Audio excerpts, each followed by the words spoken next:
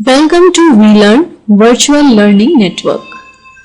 In today's session, we will discuss about the topic modes of financing, which is very essential for any enterprises. In this session, we will discuss nature of business finance, importance of business finance, different constituents of business finance, and then we will discuss about the sources of finance. आज के इस session में आपका स्वागत है। आज के इस सेशन में हम डिस्कस करेंगे मीडियम और mode of finance.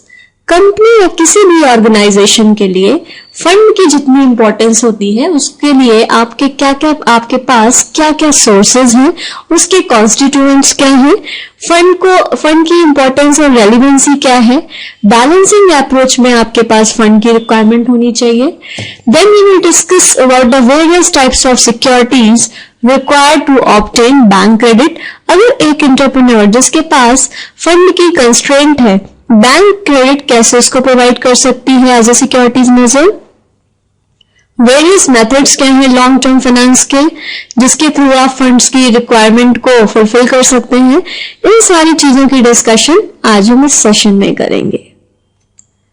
So first of all, आज के इस सेशन में I am going to discuss about the term business finance. Basically, or you can say in common language, in common layman language, finance means money.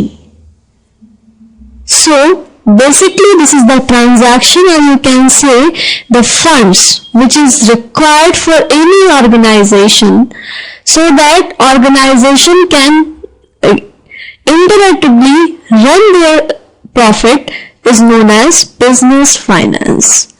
This is the money, this indicates the money, the needs of money so that we can fulfill the organization needs and we can raise the organization output. Business finance वो process है जिसके through जब आपको fund की requirement होती है उसके through आप अपने ऑर्गेनाइजेशन के पर्पस को कैसे रेज कर सकते हैं, वो प्रोसेस आपका बिजनेस फाइनेंस कहलाता है। किसी भी ऑर्गेनाइजेशन के लिए एंटरप्रेन्योर जो होता है, जो भी फाइनेंस मैनेजर होता है, उसका मेन टास्क है फंड्स का प्रोक्योरमेंट। कंपनी है, फर्म है, ऑर्गेनाइजेशन है, ड्यू टू ग्लोबलाइजेशन आज के सिनेरियो में जो भी नीड्स की रिक्वायरमेंट होती है बेसिकली वो फंड्स के थ्रू ही फुलफिल की जा सकती है। सो फाइनेंस बेसिकली एक ऐसा टर्म है जिसके थ्रू आप फंड्स को या मनी को मैनेज करते हो। Finance deals with the arrangement of money. ये वो साइंस है जिसके थ्रू आप फंड्स का मैनेजमेंट करते हो। सो बेसिकली इसमें क्या है, इसमें आप चीजों को अरेंज करते हैं, प्रोक्योरमेंट प्रोसेस होता है, इसमें यूटिलाइज करते हैं आप फंड्स को जिससे कि बिजनेस की जो फंड है वो एबल हो जाए अपनी ऑपरेशंस को इफेक्टिवली रन कराने में। तो एक तरीके से बिजनेस फाइनेंस वो मैथोडोलॉजी है जो डील करती है फंड्स के मैनेजमेंट में, फंड्स के अरेंजमेंट में, जिससे कि आप इफेक्टिवली अपने ऑपरेशंस को कैरी आउट कर सकते हैं और ऑर्गेनाइजेशन जो कि बिजनेस फर्म्स होती है वो इफेक्टिवली रन कर सकती है। सो आज का ये जो टॉपिक है, जो सेशन है, वो बिजनेस फाइनेंस पे फोकस करता है। फाइनेंस बेसिकली एक लाइफ ब्लड की तरह ऑर्गेनाइजेशन के लिए होता है जिससे कि जितने भी जो भी डिपार्टमेंट्स हैं, चाहे वो एचआर डिपार्टमेंट हो, मार्केटिंग हो, आपका जो भी ऑपरेशंस का है, उन सारी चीजों के लिए उनको मैनेज करने के लिए there is a need of funds. So due to constraint of funds organization grow नहीं कर सकती। सो ऑर्गेनाइजेशन के एक्सपेंशन के लिए आपको बिजनेस फंड्स की रिक्वायरमेंट होती है। Let's move on in my next slide. The question arises, why do we need to study finance? ऐसी क्या जरूरत है जिससे कि हम फाइनेंस की स्टडी करें? As you can see in this diagrammatic representation, basically the downfalls of the organization structure.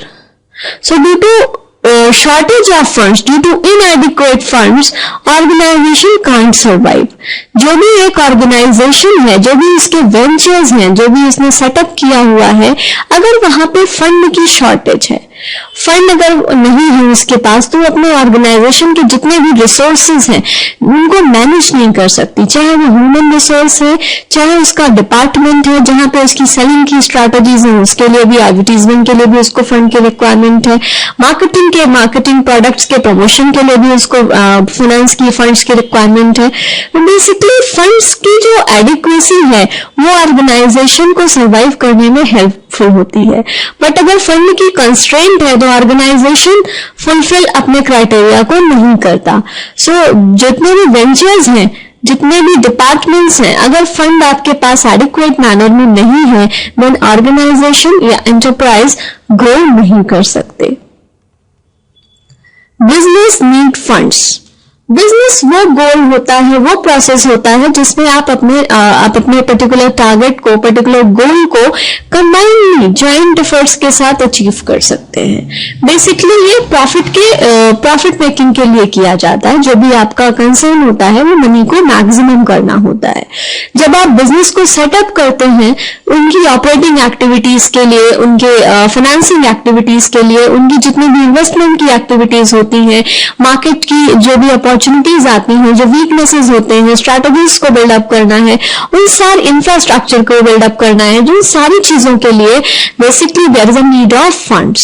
So fund नहीं है तो ऑर्गेनाइजेशन ग्रो नहीं कर सकती। तो बिजनेस के लिए आपको फिक्स्ड एसेट्स, फॉर सपोज आपको परचेस करना है, आपके जितने भी रूटीन एक्सपेंसेस होते हैं, लाइक जो आप इसको कह सकते हो working capital, the fund which is required for day to day activities, that is known as working capital. Like working capital में क्या होता है, जिसको आप कार्यशील पूंजी कहते हैं, जिसके लिए आपको करंट एसेट्स क्या होती है, ऐसी संपत्ति, ऐसे रिसोर्सेज जिनको आप शॉर्ट टर्म में कैश के फॉर्म में कन्वर्ट कर सकते हैं।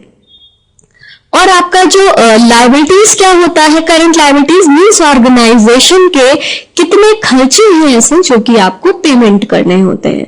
सो जो भी आपके डे टू डे एक्सपेंसेस हैं, जो भी आपकी ऑर्गेनाइजेशन की एक्टिविटीज के लिए एसेंशियल है, उनको मैनेज करने के लिए आपको फंड की रिक्वायरमेंट होती है। अगर आपके पास फंड की शॉर्टेज है, देन ऑर्गेनाइजेशन ग्रो नहीं कर सकता। सो बिजनेस को फंड की रिक्वायरमेंट बेसिकली अपने परचेज करने के लिए एसेट्स की रिक्वायरमेंट होती है। बेसिकली जितने भी उनके एक्सपेंसेस होते हैं, फंड की रिक्वायरमेंट बिजनेस की स्ट्रैटेजीज को बिल्डअप करने के लिए, ग्रोथ के लिए होती है। जो भी प्रोडक्शन और सेल्स का जो टाइम गैप है, उसकी ब्रिजिंग के लिए आपको फंड्स की रिक्वायरमेंट है।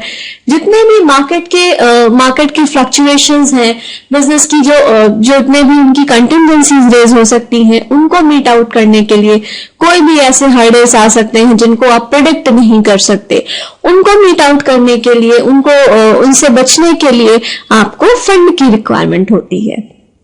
नए मार्केट एक्सपेंशन करना है, नए अपने एंटरप्राइज को एक्सपैंड करना है, बिजनेस अपॉर्चुनिटीज आपको अवेल करनी है। सो इन सारी एक्टिविटीज के लिए आपको फंड्स की रिक्वायरमेंट है। Let's move on in my next slide. Basically here you can see business finance, business organization, finance, funds। एक ऐसा बिजनेस जिसमें मनी की रिक्वायरमेंट है, जिससे आप बेसिकली डील करते हो फंड्स को, वो आपके, जिससे ऑर्गेनाइजेशन आपकी ग्रो करती है, वो सोर्सेज आपका मनी कहलाता है, फंड्स कहलाता है, जिससे कि आप अपनी अरेंजमेंट के थ्रू अपने ऑर्गेनाइजेशन की जो रिक्वायरमेंट है उसको फुलफिल करते हैं। इसमें ओन मनी होती है एक इंडिविजुअल की, या अपने वो फंड्स को बोरो कर सकता है फ्रेंड्स से, कलीग्स से, बैंक से एंड लेंडिंग इंस्टीट्यूशन से। बेसिकली फाइनेंस का मतलब है फंड्स का अरेंजमेंट। फाइनेंस का जो कॉन्स्टिट्यूएंट है बेसिकली वो कहलाता है The term deals with managing money, या बेसिकली एक ऐसा कंसेप्ट है जो फंड्स को मैनेज करने के लिए यूज किया जाता है, वो टर्म आपका फाइनेंस होता है। आज के इस सिनेरियो में जो हमारी मॉडर्न फाइनेंस है वो ये कहती है जितने भी स्ट्रैटेजिस्ट हैं, जो भी आपके सीएफओज हैं, जो आपके कंट्रोलर की तरह वर्क करते हैं, स्ट्रैटेजीज के डेविएशन को फाइंड आउट करते हैं, उनका बेसिकली मेन काम होता है, या फाइनेंस मैनेजर का मेन काम होता है ऑर्गेनाइजेशन के लिए, कि सोर्सेस को जनरेट करना, चाहे वो लॉन्ग टर्म सोर्सेस से हो या शॉर्ट टर्म सोर्सेस से हो, फंड्स को जनरेट करके ऑर्गेनाइजेशन की जो रिक्वायरमेंट है, जो भी उनकी जो कॉस्ट है, in finance we should always focus that cost should be minimum and profit should be maximum. So जिन सोर्सेज से हमने फंड्स को फाइनेंस किया है, अरेंज किया है, वो सोर्सेज आपके क्या होने चाहिए, कॉस्ट आपकी वहां पे रिड्यूस होनी चाहिए, कम होनी चाहिए, और उससे मिलने वाला जो आपको अर्निंग्स है, जो प्रॉफिट है, वो क्या होना चाहिए, मैक्सिमम होना चाहिए.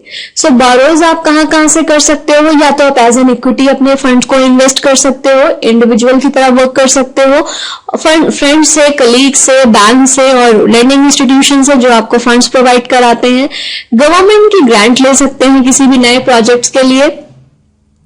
एग्जाम्पल एसएसआईज है, जितने भी आपके स्मॉल स्केल इंडस्ट्रीज हैं, जहां पे जितने भी डिप्राइव्ड एरियाज हैं, डिप्राइव्ड सेक्टर्स हैं, रूरल एरियाज जिनको आप कहते हो, उनको प्रमोट करने के लिए, उनके लिविंग स्टैंडर्ड को रेस करने के लिए, उनको एम्प्लॉयमेंट देने के लिए बेसिकली गवर्नमेंट डिफरेंट प्रोजेक्ट्स पे असिस्टेंस एड देती है, असिस्टेंस देती है, फाइनेंस असिस्टेंस देती है. तो इस तरीके से जो असिस्टेंस मिलती है उसके थ्रू आप अपनी जो भी आपकी प्रॉब्लम्स हैं, जो भी आपके जो ग्रांट्स हैं, उसको आप रिसीव कर सकते हैं, फंड्स को रेज कर सकते हैं. से जो भी आपने प्रोडक्ट को सेल किया है उससे आपको फंड्स की रिक्वायरमेंट फुलफिल हो सकती है. वेंचर कैपिटलिस्ट जो भी प्रॉफिट आपको देते हैं, जितने भी प्राइवेट इंडिविजुअल्स हैं जो कि एंटरटेनमेंट सेक्टर्स में मानते हैं, उनको बिजनेस एंजल्स बोलते हैं. प्राइवेट कंपनीज हैं, माइक्रो लोन्स हैं जो कि फाइनेंशियल इंस्टीट्यूशन प्रोवाइड कराते हैं, जिनको आप माइक्रो फाइनेंस के नाम से भी जानते हैं. तो बेसिकली ये जो टर्मिनोलॉजीज हैं, जो भी एक तरीके से बिजनेस फाइनेंस में इंडिविजुअल्स किन किन सोर्सेज के थ्रू अपने फंड्स को रेज कर सकता है, उन सारी चीजों के थ्रू आप इन चीजों को इंप्लीमेंट करके अपने फंड्स को रेस कर सकते हैं. Let's move on in my next slide. Importance of business finance. Basically importance क्या है बिजनेस फाइनेंस का? ऑर्गेनाइजेशन को जब लार्ज स्केल ऑपरेशन करना है, मीन्स जो भी इसका एरिया है उसको एक्सपैंड करना है, देन उसको फंड की रिक्वायरमेंट होगी. जो भी इम्प्लीमेंटेशन करने हैं, मॉडर्न टेक्नोलॉजीज का, मॉडर्न टेक्निक्स का इम्प्लीमेंटेशन करना है, उसके लिए भी आपको फंड्स की रिक्वायरमेंट होगी.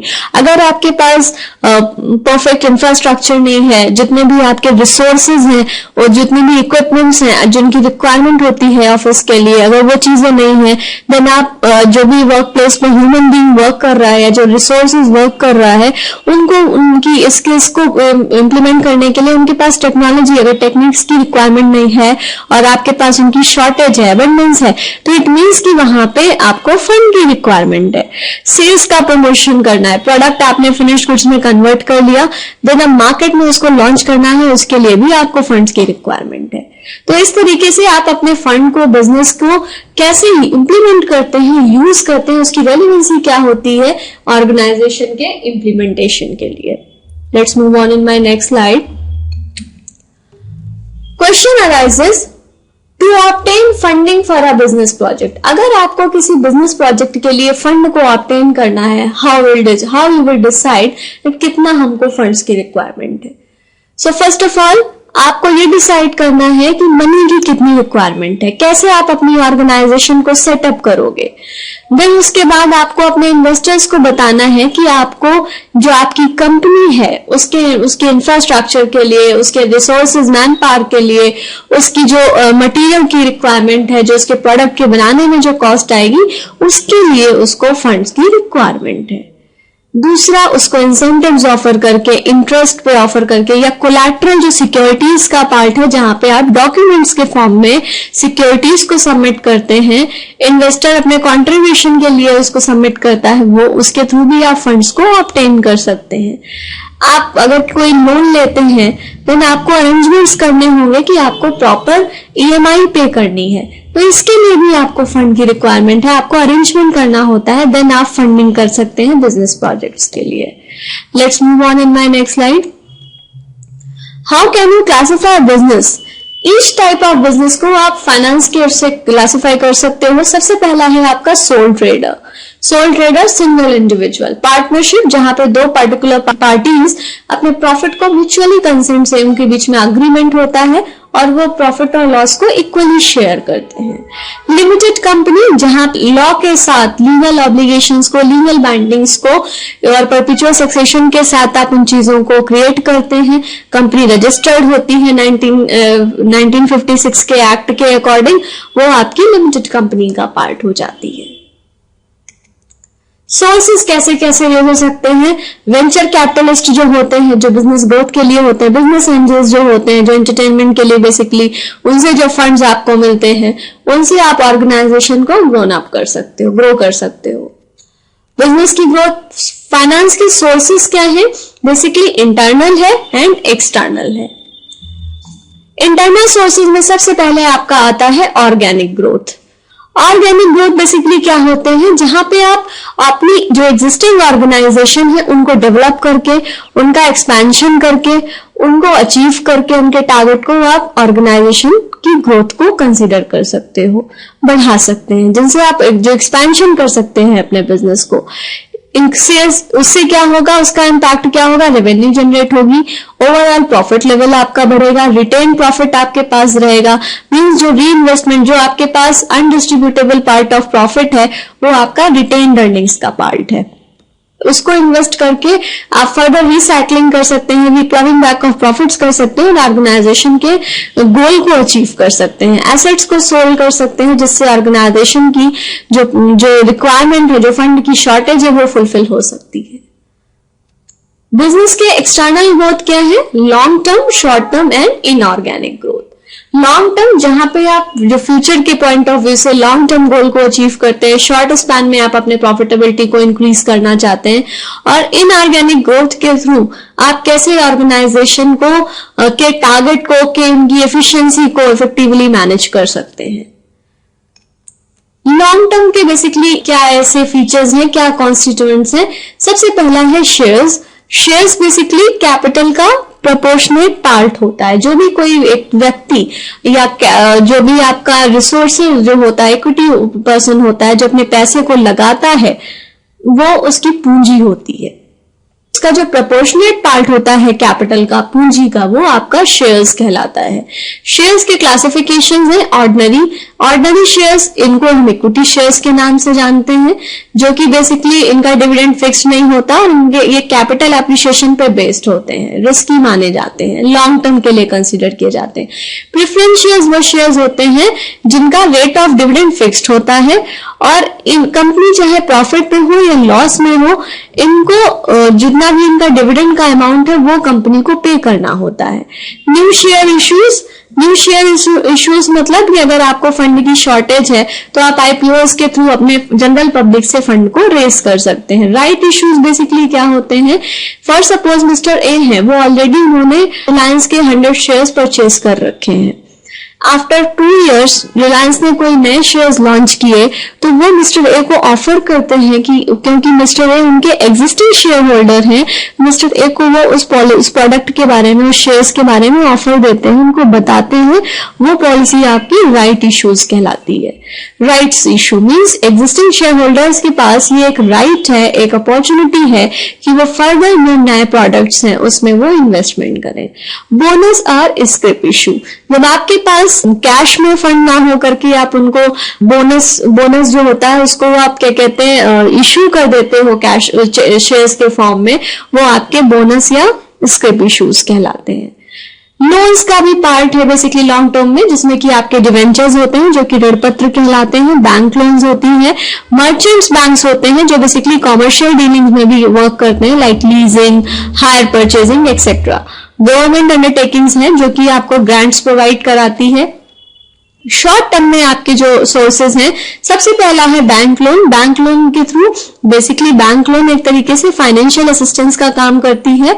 ओवरड्राफ्ट फैसिलिटीज भी वो अपने मर्चेंट्स को देती है विद, और ट्रेड क्रेडिट प्रोवाइड कराती है गुड्स की डीलिंग्स के लिए, गुड्स के एक्सपेंशन के लिए उनको फंड की सैंक्शनिंग करती है। फैक्टरिंग प्रोसेस है, इनवॉइस डिस्काउंटिंग है, जो भी उनके बिल्स होते हैं उस पर उनको कुछ डिस्काउंट प्रोवाइड कराती है। लीजिंग एक तरीके का अग्रीमेंट होता है, जब आपके पास फंड की शॉर्टेज होती है तो आप किसी दूसरे की एसेट्स को एक्वायर करके उस पे अपना टास्क इंप्लीमेंट कर सकते हैं, उसके बदले आपको लेसर को रेंट देना पड़ेगा, जो कि लीज रेंट कहलाता है। एक्सटर्नल में जो सबसे पहला शॉर्ट टर्म है दैट इज फैक्टोरिंग। फैक्टोरिंग का मतलब होता है कि एक तरीके का फाइनेंशियल ट्रांजैक्शन जहां पे बिजनेस अपनी अकाउंट्स रिसीवेबल को सेल करता है थर्ड पार्टी को, जो कि एजेंट कहलाते हैं, और जो डिस्काउंट है उसके बदले उसको एक मनी के लिए उसको डिस्काउंट प्रोवाइड किया जाता है। फैक्टोरिंग का मतलब है, फैक्टोरिंग एक तरीके का ऐसा प्रोसेस है, ऐसा फाइनेंशियल ट्रांजैक्शन है जहां पे जो डेटर्स वो पर्सन होते हैं जो अपने डेब्ट्स को पे ऑफ टाइम पे नहीं कर पाते। उस केस में जो भी ऑर्गेनाइजेशन है, जो कस्टमर है, वो अपने ड्यू अमाउंट को उसको लेने के लिए किसी थर्ड पार्टी से कॉन्ट्रैक्ट करता है, तो वो जो थर्ड पार्टी होती है वो एजेंट कहलाती है, उसको आप फैक्टर बोलते हैं, और उसके बदले में उनको कुछ डिस्काउंट दिया जाता है मनी को रिसीव करने के लिए, फंड को रेस करने के लिए। बेसिकली ये एक गुड मोड माना जाता है, डेब्ट्स को कलेक्ट करने के लिए गुड मोड माना जाता है। 80 to 85% इनवाइस वैल्यू की वैल्यू इसको ऑफर की जाती है। कंपनी जो होती है वो ट्रांजैक्शन, जो फैक्टोरिंग की फीस है वो खुद पे करती है। लीजिंग क्या है? लीजिंग बेसिकली एक तरीके का कॉन्ट्रैक्चुअल अग्रीमेंट है जो कि मर्चेंट बैंकिंग का कोर फंक्शन है। लीजिंग में दो तरीके के टू पार्टीज का इन्वॉल्वमेंट होता है, पहला है लेसर एंड दूसरा है लेसी। लेसर क्या होता है? लेसर एसेट्स का ओनर होता है, और जो लेसी होता है वो एसेट्स का यूजर होता है। फाइनेंस लेसी, इसको आप दो तरीके से क्लासिफाई कर सकते हो। फॉर सपोज उसको दो तरीके से क्लासिफाई कर सकते हो, फाइनेंस लीजेस एंड ऑपरेटिंग लीजेस। फाइनेंस लीजेस में क्या होता है? जहां लेसर रिसीव करता है लीज पेमेंट्स को अपनी ओनरशिप कॉस्ट पे, और वो लेसी रिस्पॉन्सिबल माना जाता है क्योंकि उसने वो एसेट्स को यूज करना है, तो मेंटेनेंस के लिए, इंश्योरेंस के लिए, टैक्सेस के लिए, इसके लिए वो ट्रांजैक्शन फाइनेंस लीज कहलाया जाता है। ऑपरेटिंग में क्या होता है कि जो लीज है वो फुल टाइम के लिए लेसी को नहीं दी जाती। Lease will not run for the full life of the asset and the lessee will not be liable for its full value. अगर कुछ रिस्क जनरेट होता है तो उसके लिए जो लेसर है वो रिस्पॉन्सिबल होगा, इसके लिए लेसी इन्वॉल्व नहीं होगा। बट फाइनेंस लीजेस में अगर कुछ एसेट्स में कुछ प्रॉब्लम आ जाती है उसके मेंटेनेंस के लिए, इंश्योरेंस के लिए, देन जो रिस्क है वो लेसी को ट्रांसफर हो जाता है। वो ट्रांजैक्शन, वो अग्रीमेंट आपका फाइनेंस है। यहाँ पे आप ऐसा नहीं करते, सिर्फ आप उसको यूज करके जो भी यूज किए जाते हैं बेसिकली एक रीसेल वैल्यू पे किए जाते हैं, लाइक एयरक्राफ्ट है, व्हीकल्स है, इस तरीके से आप ऑपरेटिंग लीज को यूज करते हैं। एक्सटर्नल सोर्सेज में फाइनेंस में आपका लॉन्ग टर्म है कि जो भी आपका अमाउंट है वो ईयर्स तक आपको मिल भी सकता है और नहीं भी। शॉर्ट टर्म में जितनी भी अनसर्टेनिटीज है मार्केट में उनको कवर अप करने के लिए, फ्लक्चुएशंस को कवर अप करने के लिए आपको इसकी रिक्वायरमेंट होती है। इनऑर्गेनिक ग्रोथ क्या होती है? बेसिकली इनऑर्गेनिक ग्रोथ को आप कह सकते हैं एक्सटर्नल ग्रोथ। इनऑर्गेनिक ग्रोथ का दूसरा नाम है एक्सटर्नल ग्रोथ, जिसके थ्रू आप बिजनेस को ग्रो करते हैं। जो मेन सोर्स होता है बेसिकली इसका, वो आपका मर्जर और एक्विजिशन होता है। मर्जर का मतलब कि आपने जितने भी आपकी, फॉर सपोज अगर कोई कंपनी है और उसकी जो मार्केट वैल्यू है वो अकॉर्डिंग टू द एक्सपेक्टेशन नहीं है या उसको लॉस हो रहे हैं, तो वो इंफीरियर कंपनी हो गई, वो दूसरी कंपनी में जैसे सुपीरियर है उसमें वो मर्ज हो जाती है जिससे कि उसको प्रॉफिट मिल जाए। वो आपका मर्जर प्रोसेस कहलाता है। And acquisition means to acquire something, means नए बिजनेस को, नए प्रोजेक्ट्स को आपने एक्वायर किया। ऐसी ग्रोथ आपकी एक्सटर्नल ग्रोथ पे बेस्ड होती है और ये बिजनेस को ग्रो करने के लिए यूज की जाती है। जिससे कि आपका जो आउटपुट है आप उसको इंक्रीज कर सकें, बिजनेस अपने नए बिजनेस के थ्रू, मर्जर्स के थ्रू, जो भी इसने एक्विजिशन लिए रखी है उसके थ्रू ऑर्गेनाइजेशन को ग्रो करे। लॉन्ग टर्म का मतलब होता है बेसिकली क्रेडिटर्स के रिगार्डिंग, एक तरीके से ये ओनर्स के पॉइंट ऑफ व्यू से नहीं है, ये क्रेडिटर्स क्या होते हैं? क्रेडिटर्स वो पर्सन होते हैं जिनको आप सप्लायर्स कह सकते हो, जो क्रेडिट में गुड्स को सोल्ड करते हैं। जैसे कि बैंक लोन है, बैंक फंड्स प्रोवाइड कराता है। मॉर्टगेजेस क्या होते हैं? जहां पे आप प्रॉपर्टी के बदले लोन देते हो। जो मर्चेंट बैंक्स हैं वो एक क्लाइंट की तरह वर्क करते हैं, जो फाइनेंस है उसको रेज कर सकते हैं। गवर्नमेंट लोन देती है सर्टेन सर्कमस्टांसेस में। शेयर्स को आप कह सकते हो पीएलसीज के through, public limited companies. Share holders are part owners of a company only in public limited. New share issue investment banks arrange करती है। शॉर्ट टर्म में भी आपके बैंक लोन्स आ जाते हैं जिनकी ड्यूरेशन शॉर्ट स्पैन की होती है। ओवरड्राफ्ट फैसिलिटीज के थ्रू भी आप फंड्स को यूज कर सकते हो। ट्रेड क्रेडिट बेसिकली जो होती है वो मैनेजमेंट हमेशा अपनी पॉलिसीज को, जो क्रेडिट प्रोवाइड कराते हैं, वो शॉर्टेस्ट ड्यूरेशन की रखते हैं, जिसमें मिनिमम 28 to 90 डेज के थ्रू आपको अपने सप्लायर को पेमेंट करना है। फैक्टरिंग क्या है? बेसिकली से जो इनलिक्विड एसेट्स आपकी होती हैं, जो सेल डेप्ट को दी गई है, उससे आपको पेमेंट और उसके बदले में, उससे सर्विस के बदले में कमीशन चार्ज करने हैं। लीजिंग क्या है? लीजिंग अपॉर्चुनिटी प्रोवाइड कराती है जिससे कि आप कैपिटल को सिक्योर करो और उसको यूज करो विदाउट ओनरशिप। तो ये आपकी हायर अग्रीमेंट का पार्ट होती है। बिजनेस एंजल्स में आपके जो स्मॉल सम्स होते हैं, इनफॉर्मल इन्वेस्टर्स होते हैं, जो वेंचर जो कैपिटलिस्ट होते हैं, जो प्रोजेक्ट के रिगार्डिंग फाइनेंसिंग करते हैं, उससे ऑर्गेनाइजेशन की ग्रोथ होती है।